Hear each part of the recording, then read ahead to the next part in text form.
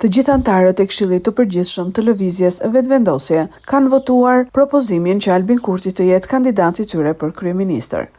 Në momentin e votimit, votën pro e dha edhe vetë kryeministri në detyrë Albin Kurti. Fillimisht ishte ushtruesja e detyrës së presidentit Albulena Haxhiu, ajo e cila propozoi Albin Kurtin si kandidat të Lëvizjes Vetëvendosje për kryeministër. Ne hymë në këtë proces zgjedhor pasi që bëm çdo përpjekje për t'i dhënë vendit një president me mandat të plot 5 vjeçar. Vepruam me përgjegjësi, me seriozitet dhe me vullnet për bashkëpunim.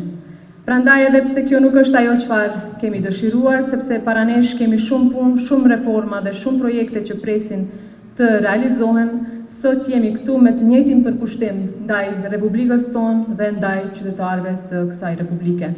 Më lejoni pra t'ju uroj një proces zgjedhor të qetë, demokratik dhe dinjitoz, ashtu siç e meriton Republika e Kosovës.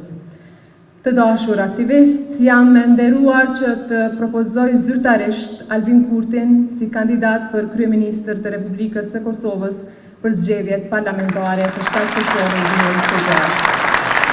Kryetari i Vetëvendosjes fajsoi edhe një herë partitë opozitare për blokadën dhe zgjedhjet e jashtëzakonshme që vijnë për shkak të mungesës së konsensusit për zgjedhjen e presidentit të ri.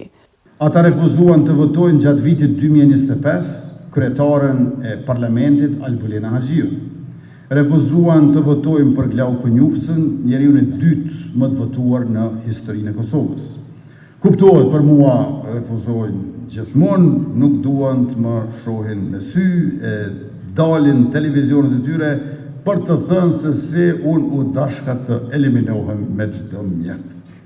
Refuzuan të votojnë, qysh e dini, edhe për 1.1 miliard euro marrëveshje ndërkombëtare dhe quan vendin në ato zgjedhjet e kaluara, refuzuan buxhetin, refuzuan rritjen e pensioneve, tash na i humbin 10 milion të mbështetjes nga bashkësia ndërkombëtare, përveç atyre mbi 10 milion për organizimin e këtyre zgjedhjeve.